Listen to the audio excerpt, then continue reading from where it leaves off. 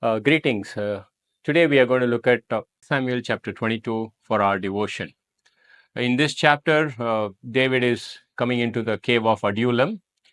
His brothers come and see him, and his mother, father, they are there with him, and he is running away from Saul. And then you hear about 400 men who are in debt, who are in distress, and who are discontented.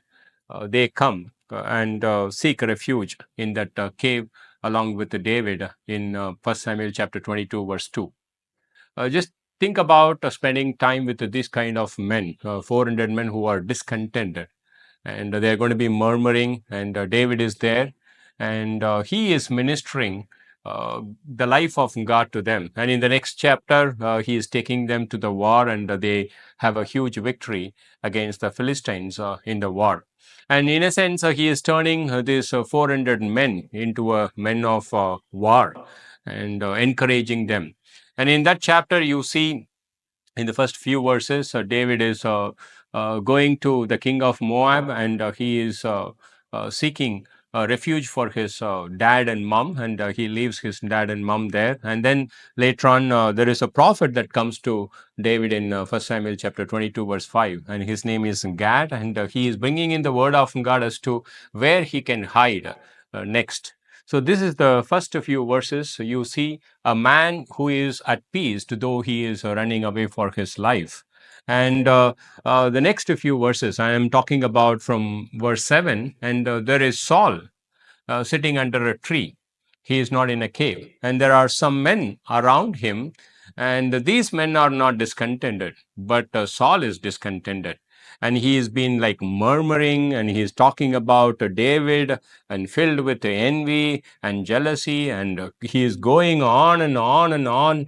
And he says, will the son of Jesse give you the vineyards? Can he be the king? So and so, my son has gone against.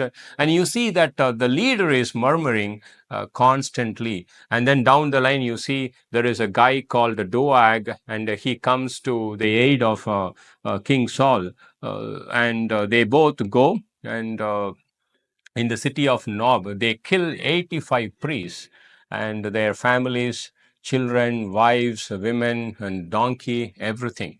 And what I wanted to say here is there are two men. One side, the people who are murmuring, coming with David, and David is ministering the life of God. On the other side, the leader himself is murmuring, and the end is they killed the entire city filled with the priest and their families.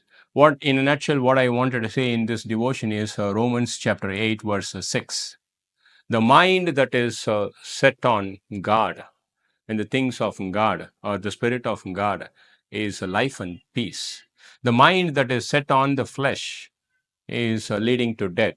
And what kind of a man you are, and in the place where you are, maybe you could be in a school, or you could be in a company, or you are in the home, and how do you present yourself? And are there people around you who are murmuring, who are in distress, and who are in debt, and who are in uh, total no in a state where they are discontented? And are you bringing in the life of God to them? Or you could be in a office, you could be a manager, or you could be an employee or employer, and you are constantly murmuring, and your mind is absolutely set on the flesh, and you are talking about all the things like the Israelites murmured in the wilderness, and the mind that is set on flesh is death. On the other hand, the mind that is set on the spirit is life and peace. And you want to check where you are and what kind of a place you are. You could be in a cave and bringing in peace, and you could be at a secure place and bringing in a death. And I want you to really hear from God as you hear the devotion, and allow the Spirit of God to enter into the place where you are. And Apostle Paul says in 2 Corinthians 3, where the Spirit of the Lord is, there is liberty. And this is the devotion for us today. And thank you so much, and God bless you.